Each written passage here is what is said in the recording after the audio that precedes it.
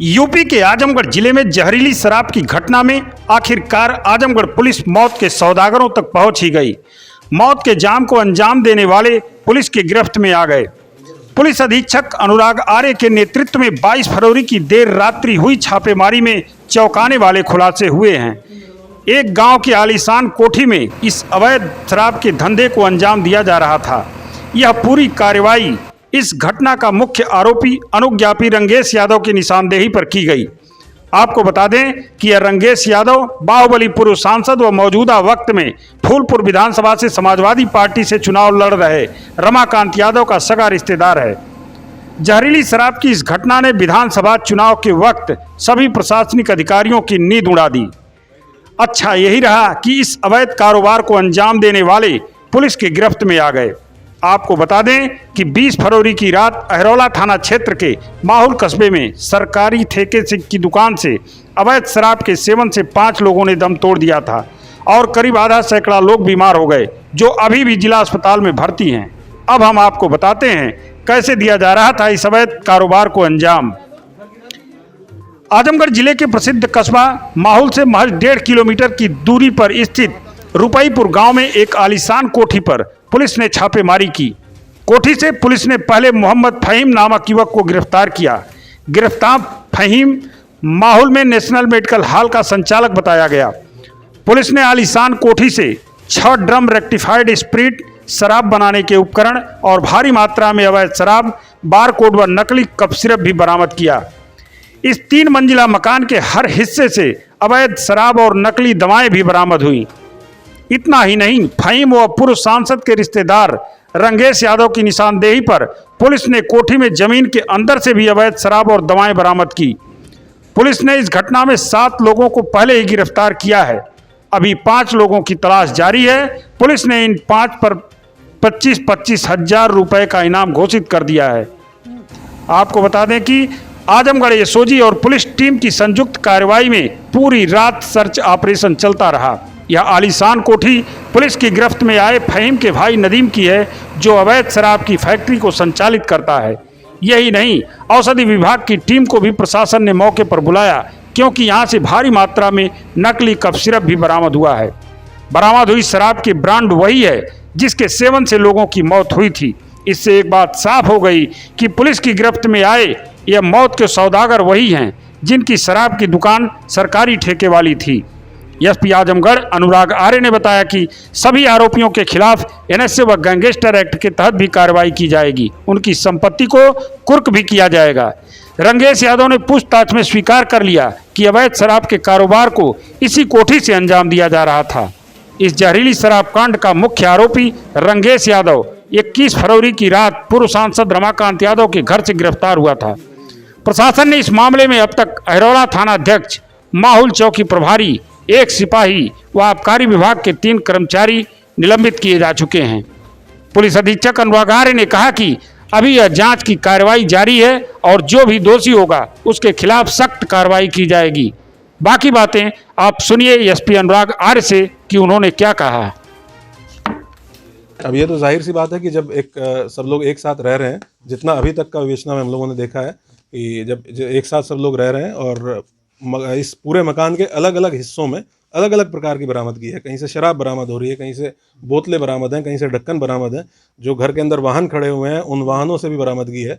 आपने देखा कि ज़मीन के अंदर भी कुछ केमिकल गड़ा गया था। तो ये जाहिर सी बात है कि घर के प्रत्येक मेंबर को ये जानकारी थी कि यह अवैध शराब का कारोबार यहाँ से संचालित किया जा रहा है और ये एक ऐसा कारोबार है जो लोगों के लिए जानलेवा हो सकता है।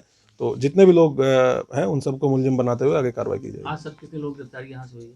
7 लोग अभी टोटल मैंने आपको बताया गिरफ्तार किए गए हैं। उनमें से 2 लोग अभी यहाँ पे मौजूद हैं जिनकी निशानदेही पे बरामदगी हुई है और इसके अलावा जो अन्य 5 लोग और हैं जो फरार हैं, इनकी गिरफ्तारी के लिए मेरे द्वारा 25,000 का इनाम घोषित किया गया है और पुलिस की जो सभी टीमें लगी हुई हैं, बहुत जल्दी हम इनकी गिरफ्तारी करेंगे। फरार कौन-कौन ये आपको डिटेल दे दिया जाएगा। ये कैलकुलेट हो जाएगा। अभी जो इसको देखने से प्रथम दृष्टया लग रहा है कि ये 30 लाख से ऊपर का माल है कुल, जो अभी तक पुलिस के द्वारा बरामद किया गया है।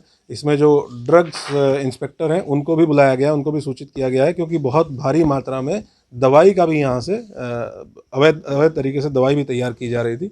अभी हम लोग पता कर रहे हैं कि इसके पास किसी प्रकार का कोई लाइसेंस था या कोई इसका मेडिकल स्टोर हो, उस पर भी छापेमारी की जाएगी, और भी अगर इसके कोई अन्य ठिकाने हैं उन पर भी छापेमारी इस की जाएगी। सिंडिकेट में कौन लोग शामिल हैं इस पूरे सिंडिकेट में? क्योंकि जो शराब से मौत हुई है इसी ब्रांड के नाम की शराब है, वो बिकी है। वही ब्रांड की शराब की बोतल यहाँ से बरामद हुई है।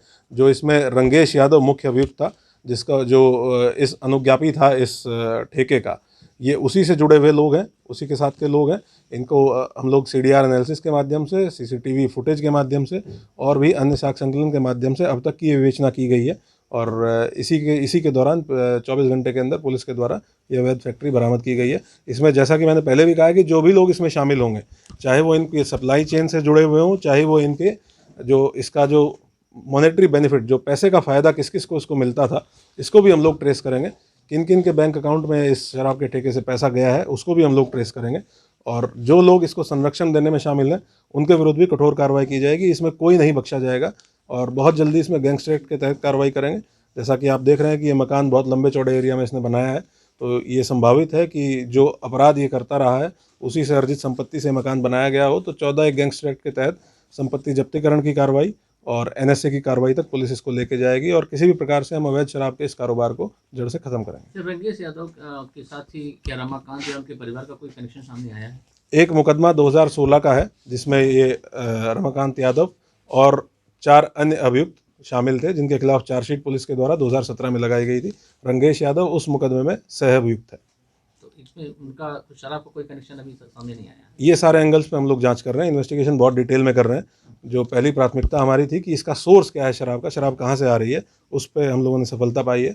और इसमें एक बहुत डिटेल के साथ 4 टीमें लगाई गई हैं इन्वेस्टिगेशन करने के लिए सारे एंगल्स पे। जिससे भी कनेक्शन मिलेगा, जिस भी प्रकार का कनेक्शन मिलेगा, उनको सबको विवेचना में शामिल करते हुए आगे कार्रवाई की तो जाएगी। सर, जो ये शराब थी सिर्फ यहाँ रंगेश के यहाँ ही बिकती थी या और भी ठेकों पे बिकती थी? ये तो अब पूछताछ की जाएगी। अभी 2 अभियुक्तों से पूछताछ की गई है। जो फरार अभियुक्त हैं उनकी गिरफ्तारी के लिए भी लगातार पुलिस टीमें दबिश में है। हम इसको ये पूरी छानबीन करेंगे कि कौन कौन से शराब के ठेके ऐसे थे जहाँ पे शराब वितरित की जा रही थी, या फिर इसके अलावा भी कोई जगह थी जहाँ पे जिसके माध्यम से ये शराब बेच रहे थे। और इन सब चीज़ों को शामिल करते हुए और भी कितने जो भी लोग इसमें शामिल होंगे, अगर कोई अन्य शराब का ठेका भी है जहाँ से शराब बेची जा रही थी, तो उनको भी अभियुक्त बनाते हुए कठोर कार्रवाई की जाएगी। सर, जैसे कि भड़ाका हुआ है, क्या है? जैसा कि आप अवगत हैं, थाना अहिरौला क्षेत्र में अवैध शराब की एक घटना हुई थी, जिसके संबंध में अहिरौला और फूलपुर में मुकदमे पंजीकृत किए गए थे। इसमें 7 अभियुक्तों को पुलिस के द्वारा गिरफ्तार करके पूछताछ की गई है।